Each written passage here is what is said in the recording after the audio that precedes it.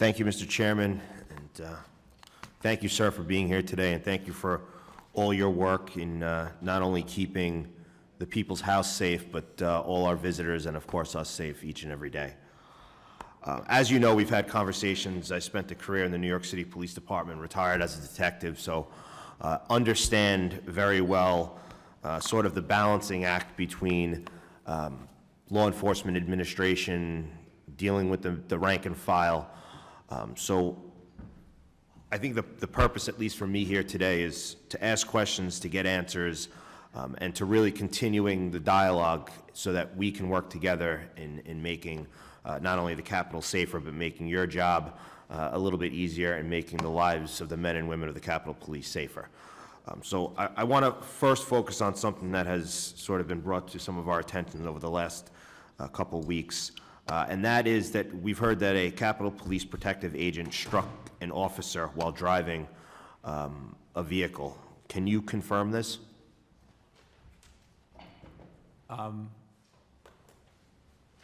Say a Capitol Police officer struck. Yeah, a protective agent struck an officer while driving of an official vehicle. If that's, it may have happened. Okay. I've not seen any investigation on that yet. Okay.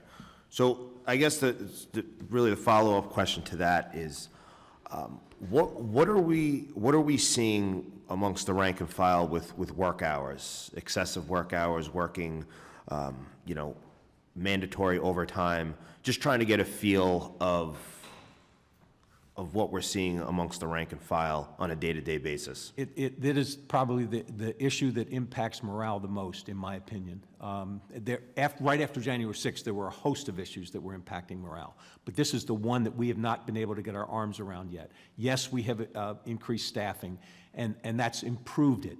And it's probably not quite as bad as it was, but you still have officers being held over, being forced to work overtime, having their days off canceled. It still happens more often than it should, and so and the only way we solve this is to continue to increase our staffing so that we have enough folks that if we have mandatory training, we're not having to hold people over on overtime, that we have actually enough people to train our folks and still have adequate staffing without impacting these officers' family and their lives outside the job. But I do believe that there has been, resources allocated for wellness initiatives. That's correct. So I guess the question I have is, what are those resources being utilized for? And the second part of the question is, what else can we do to help provide you with more of that? I know the top answer is manpower, but what else? So our wellness division was created after January 6th, and it's expanding. It does two things.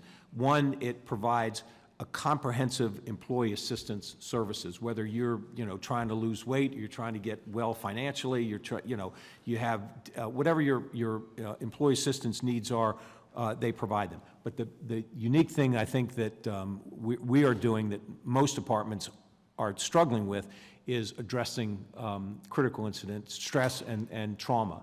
And we've got trauma-informed counselors that we have employed so that when officers go through critical incidents, we're able to provide them with the kind of assistance that they need and not just saying, oh, you'll be fine. Now, what about the non-critical incidents? Because we've both done this job for many, many years, right? And I think that incidents are really debatable upon the person's personality. Well, that's where you need somebody who's a trauma-informed counselor to determine, you and I could be at the same incident and it impacts me very different than Absolutely. It impacts you. So this is where you need trauma-informed counselors to be able to give us the right help that we need.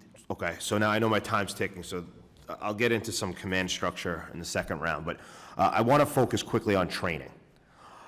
Do you believe that members of the Capitol Police should have more time for more training? Yes.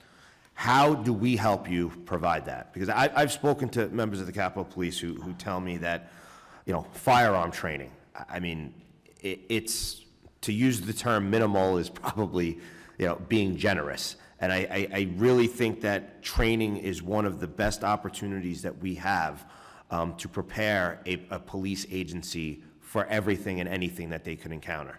You've got to invest in training if you want a good police department. Two things real quick. One, we're doing active shooter training in the House and Senate office buildings in the Capitol. That is a best practice. Do the training where you're actually going to perform the function. We also have, we've invested in these virtual training things that it's not just shoot, don't shoot, but you can do a host of training, whether it's de-escalation, just a host of training options. But we're going to have one at the police headquarters. We're going to trying to get one down at the loading dock of the Capitol, and we have one in the Rayburn building. So though that's better than having to, when we have to send people to Cheltenham for training at our academy, that's the whole day. They're done. But here, we can take somebody off a post for a couple hours, give them that training, and then they can come back to their post. Thank you, Chief. It's a Listen, really efficient way of doing it. I'm here to help. That's why I'm asking.